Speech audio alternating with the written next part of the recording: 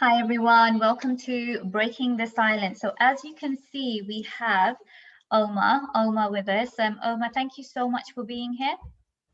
Yeah, thank you, Sandeep. Thanks a lot for bringing me in. Very nice to meet you as well.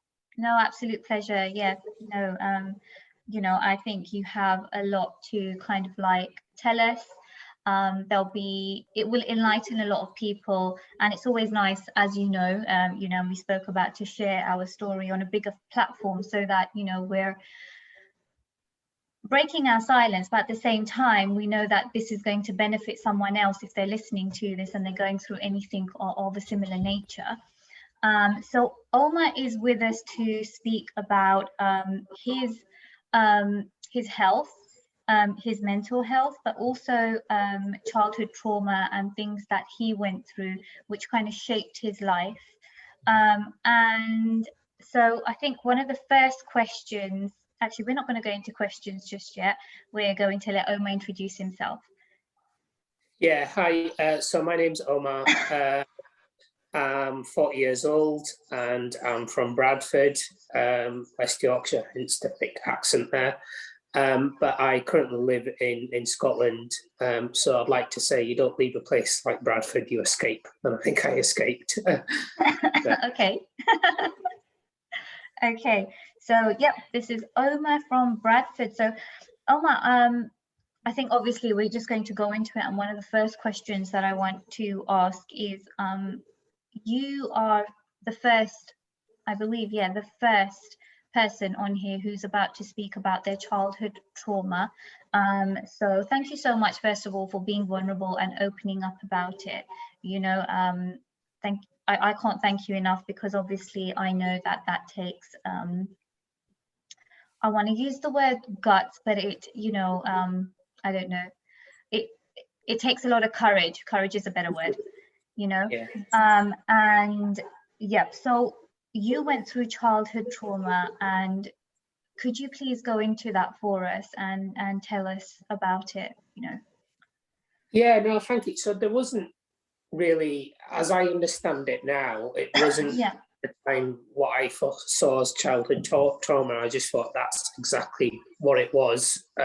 Growing up, it's just the household you brought in, the cultural aspect that you're kind of exposed to, and there was never any of that element where you could actually share your emotions or anything, or really kind of understand how you feel about certain situations. Okay. But my dad, now looking back, and as I understand it now, was clearly narcissistic. He would use behaviour patterns such as silent treatment. There was quite a lot of elements of control as well there, in terms of that hierarchical sort of structure. He's a man of the house. Whatever he says goes. And now looking back, I'm aware that he did bully my mum as well. He would kind of look down on her, belittle her as well, treat her negatively. And as I grew older, I was a little bit on the receiving end of his behaviour as well. If I did something wrong, whether it would be, say I sat down in a certain way, for example, or I was wearing clothes that were a little bit torn when I went to university, for example, because that was the in thing to do at the time, or I dyed my hair funny colours, it's kind of have a go at me. And I just used to hide it, that was as I got older. But I remember even before that, in my teenage years, he used to kind of say really critical things to me and put me down. And I just wasn't able to answer up. I just used to sit there and take it. And I was fortunate to kind of say that I did have hobbies. My dad did buy me toys. For example, I had Lego Meccano sets. And I had really nice push bikes bought for me. But I think that was just another way of trying to kind of say, right, we're going to do this for you, and then you're going to have an arranged marriage later on, and you're going to do whatever we want you to do. But the trauma element came from, like I say, the silent treatment, the being told that I'm not worthy, that I'm not going to mount up to much. I was looked down on and had issues with my weight as well, for example. I remember being quite chubby in my early teens, and then I got criticised for that. Yeah. And then later on, I actually lost a lot of weight and I got criticised for that as well. And in fact, only maybe about a month ago, I've been going through therapy as well. I'll speak a bit about that later. But yeah. I managed to unpack some of the deeper sort of traumas I experienced, and there was some physical abuse. Okay. A little bit of touching. My mum would touch me inappropriately, and I suppressed. I didn't even acknowledge it at the time. I remember not thinking that it was right. It was pre-puberty, and I kept that buried for years and years. And I recognised that those experiences have really had a profound effect on me as an adult and my relationships with others, but also with the other elements of trauma brought into that. It's made me understand that I had issues myself as well, and I kind of copied a lot of my behavioural patterns that my parents had in terms of controlling elements and things like that. So yeah, it's a lot of work I'm going through, but I'm glad that I'm able to kind of be open and share about it and be vulnerable on a platform like this and actually share my experiences and what happened to me. Yeah, no, thank you for sharing that with us. And obviously, you know, you've talked about a lot in regards to you know, what you went through with your parents, and I suppose the trauma element that I'm getting is from the narcissistic behavior. Yeah, that's what I would really boil it down to. It is, if you could label it, it would be narcissism, and that would be the label to sort of give it, because that led me down a certain path as well, in a way, without me realizing, to be honest with you. You know, I wasn't always angry. I was still kind and I was still caring to a degree at times. But then your default programming was the fact that I was brought up in a narcissistic household, and that's what caused. That's the kind of behaviour that I carry on, that I had within me. You know, the patterns that I copied. Yeah, because I've been through narcissistic abuse myself, and there is definitely trauma. Like if you live with someone who's narcissistic, there is trauma that will always follow in regards to the behaviors, like you said, you know, like the silent treatment and judgment. You know, it's a reflection of how they feel themselves, and they go about obviously putting that on other people and making them feel, but really that's how they feel about themselves. And it's really sad that anyone has to go through that, because it feels like a lifetime worth of hurt when you're in it, and going through it as a child, because I went through it as an adult, going through it as a child, I can't imagine how much of an impact it has had on you. And obviously that's something we're going to go into. I only went into that was 3 years ago for myself. And to this day, I still remember things in detail. But yeah, tell us about what type of an effect, you know, that trauma, that learned, taught behavior had on you, you know, not just as a child, but growing up, you know. Well, I think it used to kind of, I think as a child, because you're not really able to understand those feelings or emotions. Yeah. I just used to hide them, and I used to become quite introverted, because I didn't know who to speak to. I was in a household, I'm the youngest, and I've got 2 older sisters, so I couldn't really speak to them. really to that degree because I didn't really understand it, and I was almost kind of left to my own devices. And I just used to think, oh, maybe it's normal, it's fine, it's okay because I've got some because I had hobbies, you know, I had toys. So it's like I would just go upstairs to my room and just kind of do that even as a teenager, like build Airfix models and Technic Lego and things like that. And then I would just kind of pretend that, yeah, it's fine, it's okay. I was always kind of be seen by some of my other relatives as being a bit, looking back, just a bit different in terms of the fact that some of them didn't really have toys and I did. You know, I had push bikes or cycles, for example.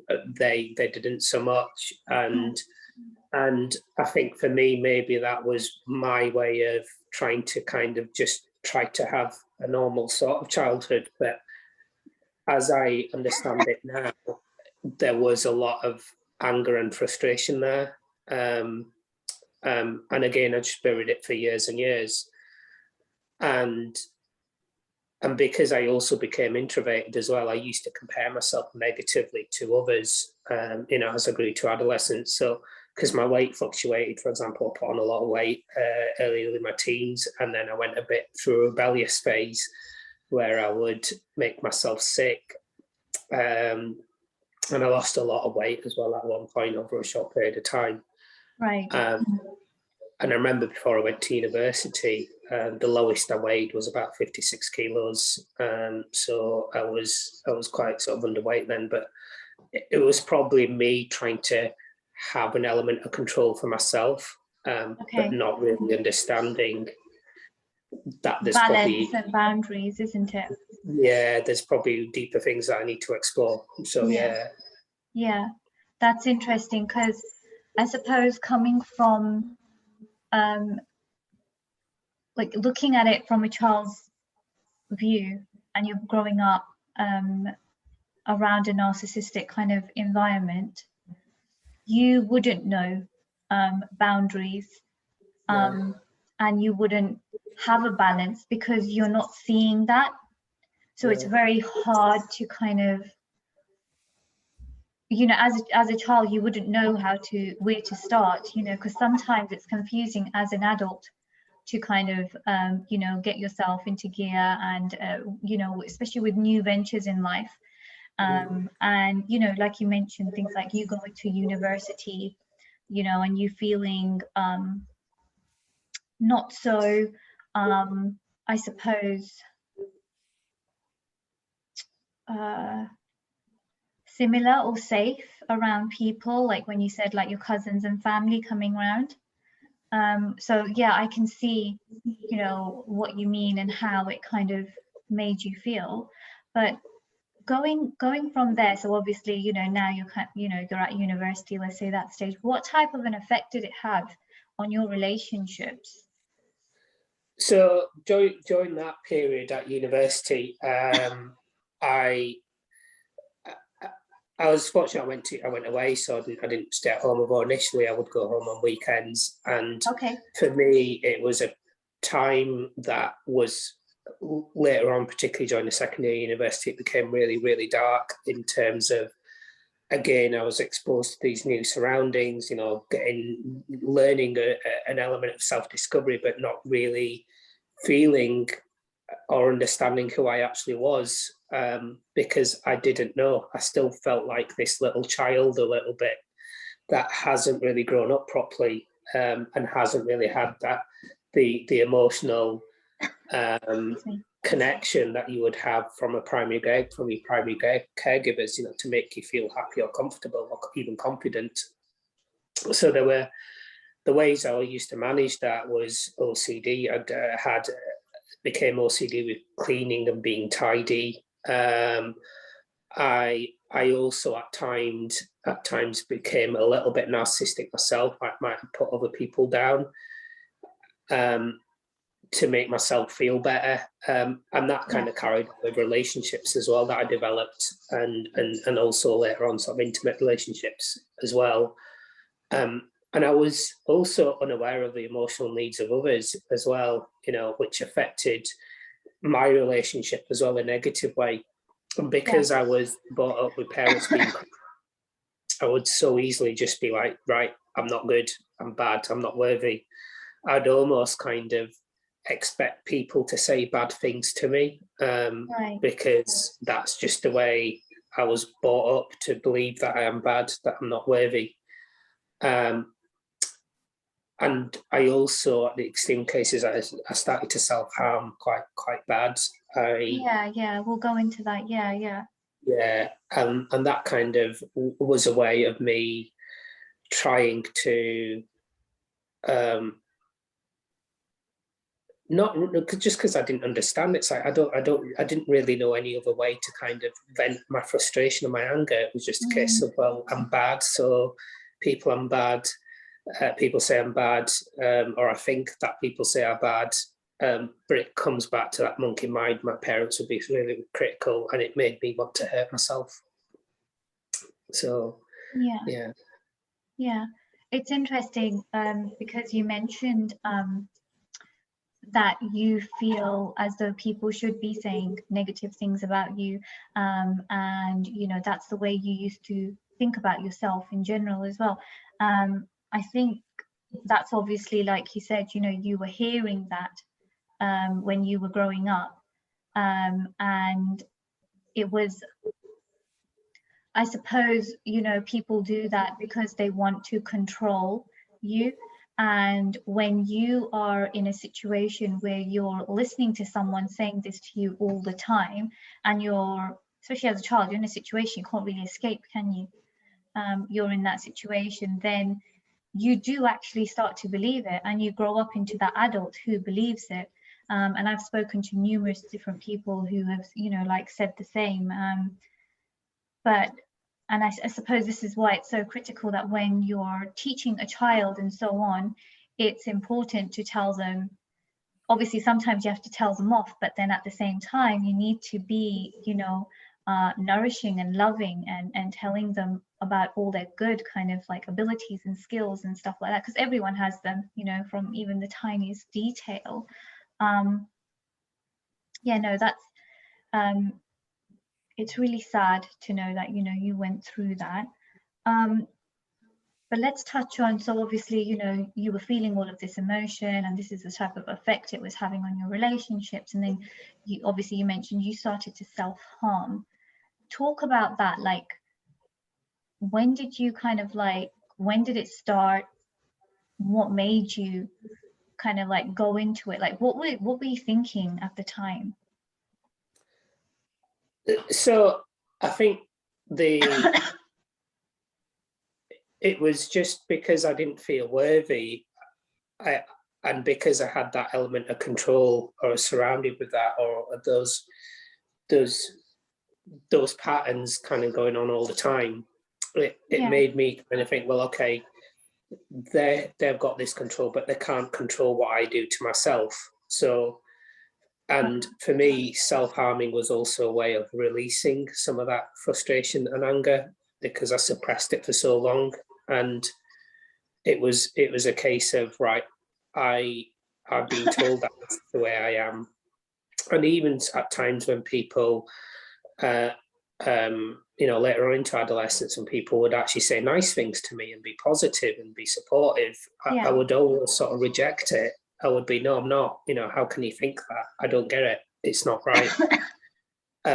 Because again, your fight or flight mode is that, no, that's exactly, that's your label. You're bad. So you don't know how to react to someone actually being genuine, empathetic, or supportive.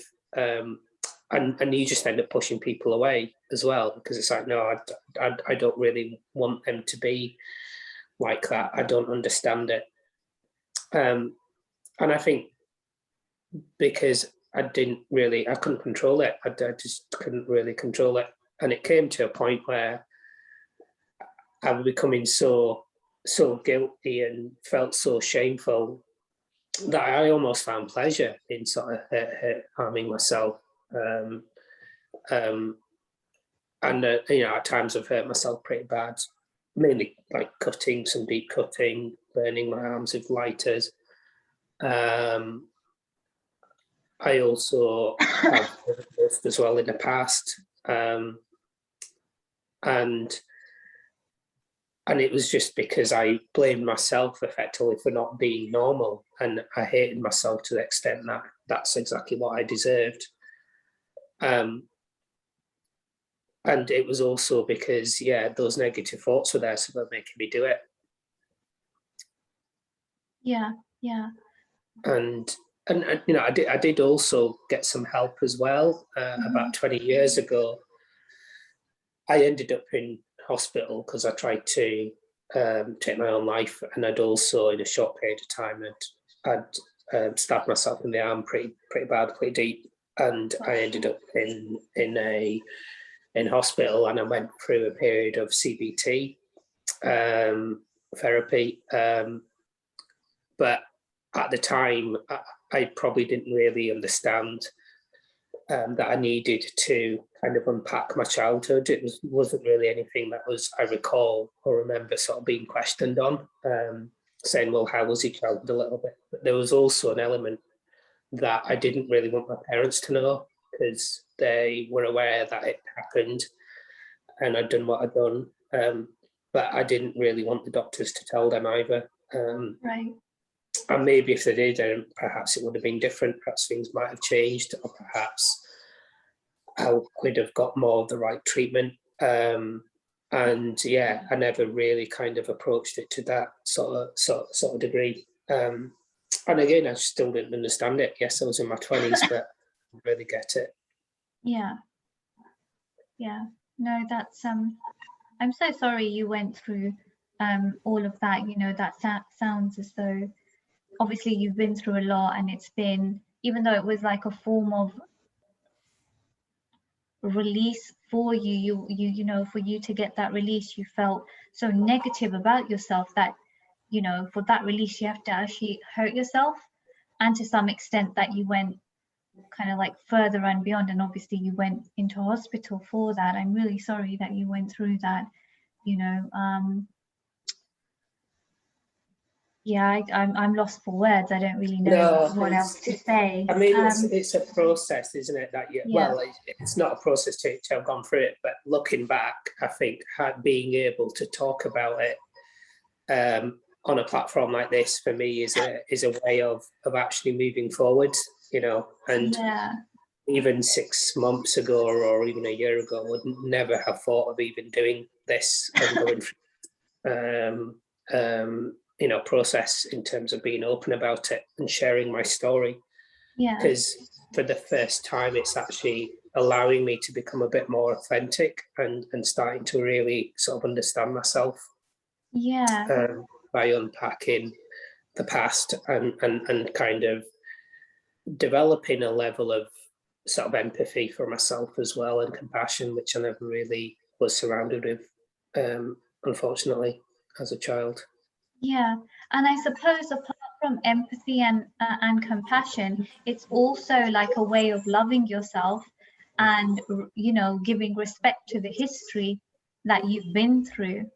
So yeah, I think, you know, it's really good that, because I know you're not only just talking on this platform, you'll be talking on others too, and I think that's really good. You know, anything that will help you open up, because, you know, the more you're going to open up, the more you're actually going to release in a healthy way, and the beautiful thing is that along the way you are going to be helping other people, which is absolutely great. And before we go on to the next question, I just need to say that I'm really sorry about me coughing. I have hay fever. So yeah, that's why I carry on coughing. But let's go on to the next question. Okay, so let's talk about what's going on now. So what type of help are you getting now, Omar?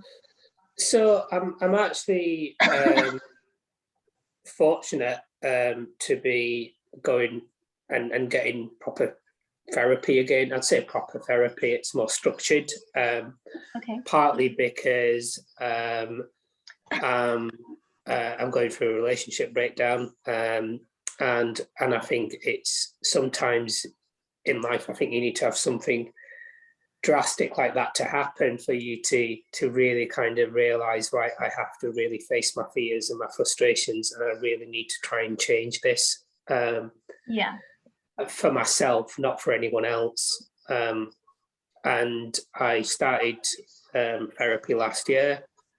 I was initially CBT, but I've now moved on to doing more sort of structured schema therapy. And I also see a psychiatrist and a clinical nurse practitioner as well.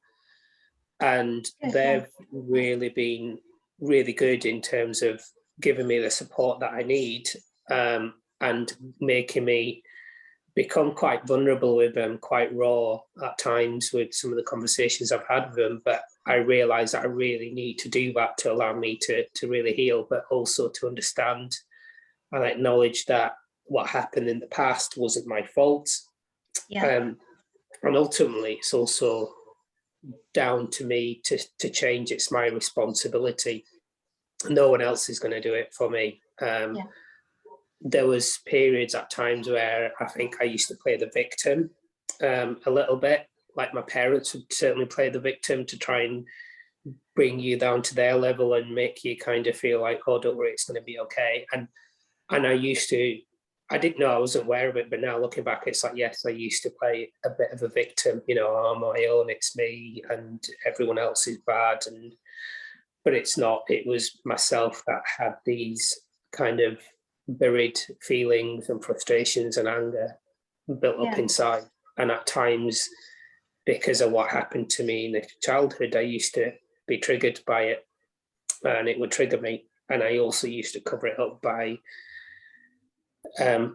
not really being kind to myself or not really being kind to others. And the schema therapy also kind of explores elements of sort of adverse childhood experiences. And I've also been doing a lot of inner child work as well. And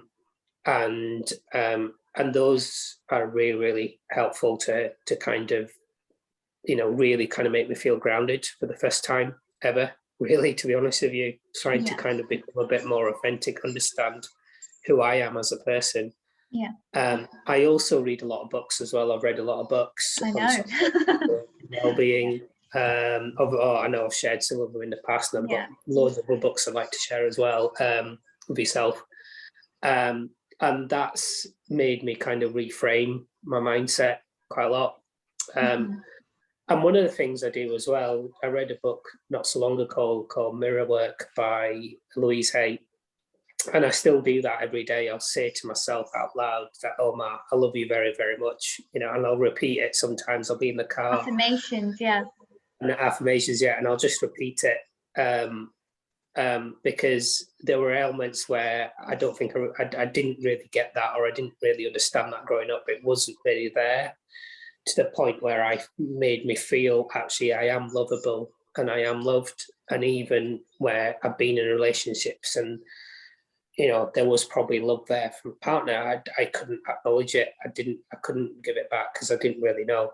And by doing that and being open about it as well and saying that to myself has allowed me to kind of really become a bit more authentic. As I keep repeating about authenticity, but it's a really big thing for me at the moment, to explore my vulnerabilities and to kind of actually acknowledge that.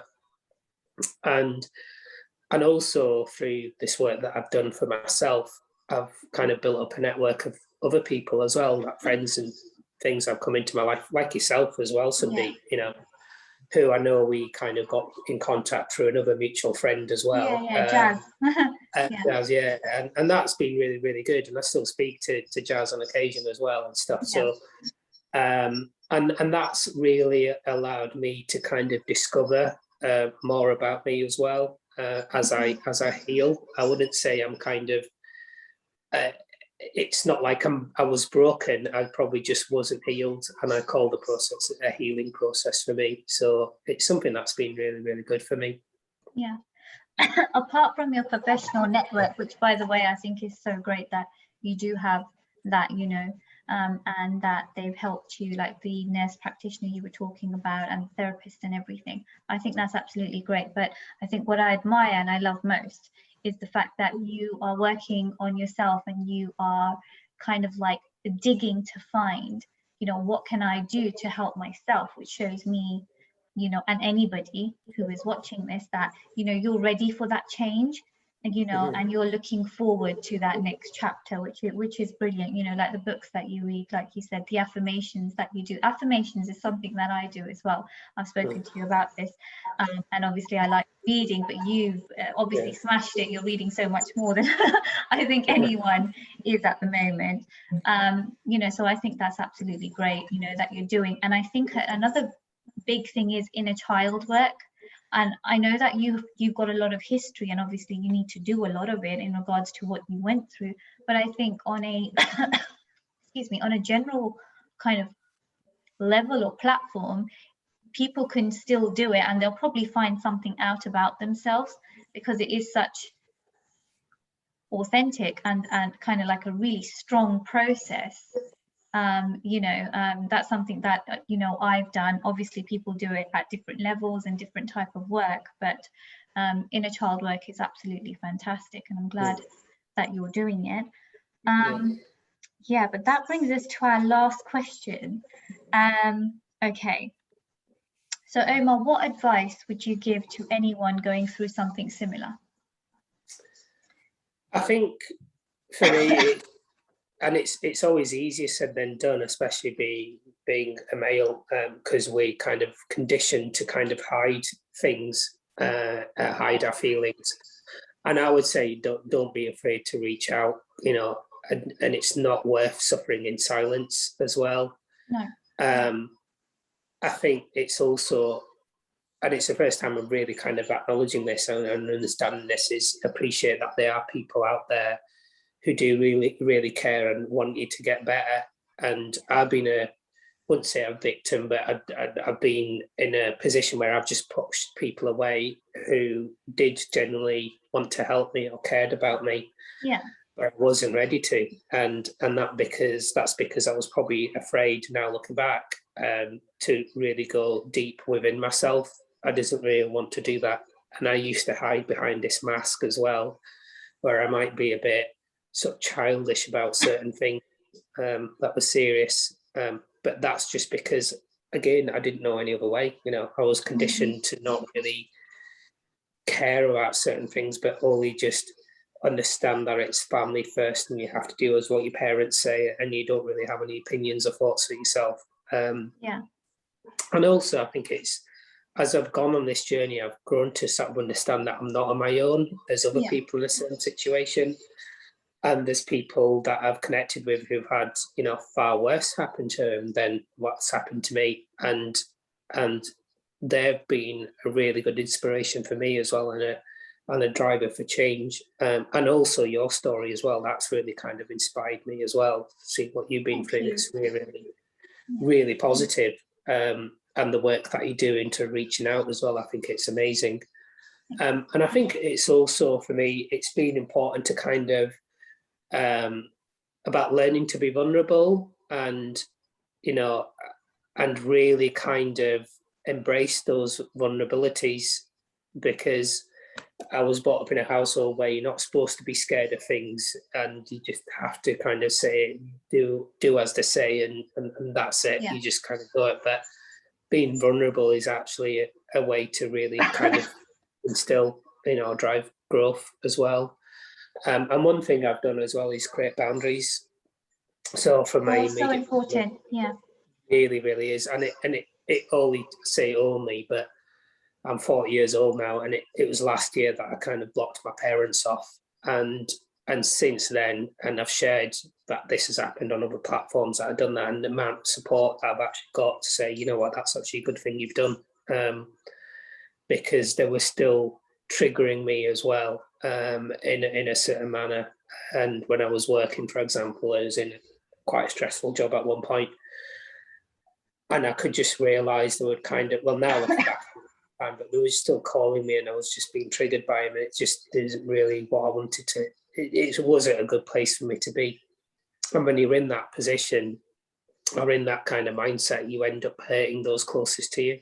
And it's something that I just have to grow from, you know, I've got to learn from. And the other thing as well is, you know, if you can, seek professional help as much, you know, if you can get access to it. And also, I think it's important to invest in your mental health as well. Absolutely. Because Yeah. I do that, invest time, invest money.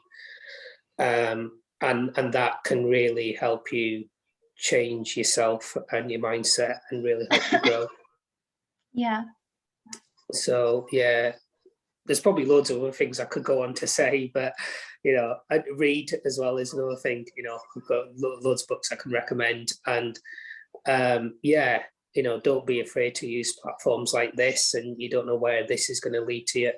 And I think it's also important for other people, as and when they feel comfortable with it, you know, share your story as well, because the more you share, you realize that you're not on your own as well, and it can really help you, make you feel grounded in a different way as well. Yeah. So become more genuine. But yeah. No, thank you. I mean, I'm sure that's helped a lot of people. And like you said, I think going back to the first point that you made, and I think that's probably one of the most important, is especially in like the Asian, Indian, Pakistani community, and actually even Western community, a male is not meant to show his feelings, and he's not meant to be vulnerable. He's not meant to cry, do you know what I mean? And all of these type of things. And even though it's not said, it's like this unspoken contract that they know they've signed. Yeah. Because I've never seen that conversation happen in any Asian household that I've been in, yet I know that's how the men feel. Yeah, definitely. Yeah, but totally. I think it's such an important point that yes, you know, men are human too, and it's absolutely fine for them to show how they feel, express, and whatever they've gone through, and to heal. You know, we're here and we should heal and we should move on, and you know, all of these things are really important. So I think, you know, yeah, that's a point definitely to take away. But other than that, Omar, any other information in regards to, you know, how people can reach you, if you'd like to share that, I will put it in the information box. And any books that you think, you know, people will kind of like maybe about 5 of them, we could link those below as well. You know, if you think they'll be useful, we can do something like that. Yeah, no, totally. You know, I'm happy to kind of share my email address and even my mobile number as well. I don't mind sharing that, and I'll try and kind of whittle a list down to 5 books, but there's probably about 20 I can think of just off the top of my head. I know, that's why I said to you, disclaimer 5. Yeah. But no, and the thing is as well with reading, I think you have to be willing to want to change as well, because that's the other thing. You know, there's been times where even in the last year and a half, I've still triggered. I've been so triggered that I've still hurt myself, unfortunately. But for me, at least I'm kind of understanding it, and I'm kind of getting the links together now. And I was speaking to my therapist the other day, and one of the things that I said to my therapist is, it's almost like Tetris pieces on a game coming down, and as they sort of line up, they disappear. And that line could be that link from my childhood to what happened at university, to what happened, you know, in relationships, to where I am now. Yeah. And as soon as you kind of get that awareness of that, that where the root of that trauma and then that subsequent behavior pattern, how that kind of carries on into adolescence, then you can change it. You know, and that's one of the things that I'm kind of really finally embracing, and I'm kind of able to kind of sort of shift that. And a big thing for me has been self-love as well, but really learning to love myself, because otherwise you can't love anyone else if you can't love yourself. And you can't really be genuine as well if you're not comfortable with yourself and who you are as a person and an individual. So yeah. No, that's great. No, thank you. First of all, thank you so much for being here, and second of all, thank you for being here and being very authentic and very vulnerable. You know, thank you so much. I mean, everything that you've been through, and you know, first of all, I'm sorry to hear about that, but second of all, the fact that you are now at the stage that you want to change, and like I said, it's so clear that you want to change and you want to start that next chapter of your life. Yeah, I'm so happy for you, and I'm really glad, and I definitely know that, you know, that's something that you'll achieve. Yeah, no, thank you. I'd say, you know, it's not a case of I'm wanting to change. I have changed as well, because I've got that awareness. Absolutely, and yeah, sometimes I might get a little bit wrong, but now I look back and I kind of think, oh yeah, I did make a bit of a mistake today, you know, whereas before I just didn't, you know, because it stems back to that kind of adult behavior, the household behavior that you're kind of surrounded with. And now it's a case of I can actually acknowledge, oh, right, okay, yeah, I'm going back to my old ways, or I've been triggered by something, and I label it, and then I can just sort of reframe it. And yeah, you know, it's a process, it's a journey, but I'm definitely enjoying it, and I feel much happier where I am than when I started. And I'm grateful that I'm able to actually do this at still a relatively youngish age, and I'm enjoying the process and I'm enjoying the journey. So thank you. No, that's great. It's absolutely great. And I know, like I said, you know, it's like you said, you have changed, but you can kind of see, like, you know, you really want to kind of like, you know, sort it out and everything. And to be quite fair, you're in a good place, you know, and you know, you've come onto this platform, you've been on others, and you will be on others. So that's absolutely fantastic. Sharing your story and helping others in the process to change, I think that's absolutely great. So thank you so much for being on Breaking the Silence. Thank you. Yeah, thank you. But to everyone who's watching, bye for now, and we'll see you in our next video. Thank you. Bye.